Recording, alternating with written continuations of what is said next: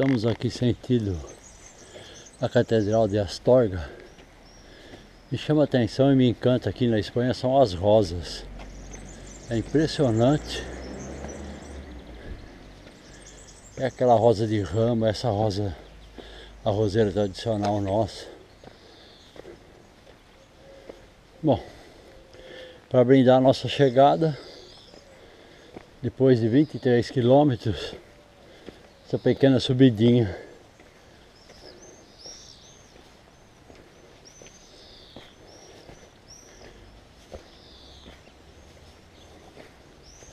Um pouco para 11h30, o sol a pino, realmente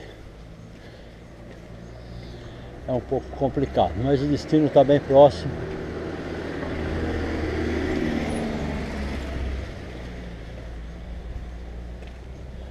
Daqui a poucos minutos a gente já vai chegar no albergue.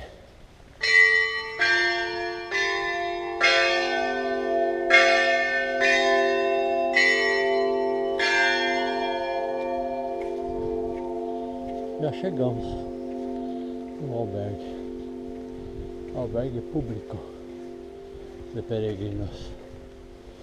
Não sei se está aberto.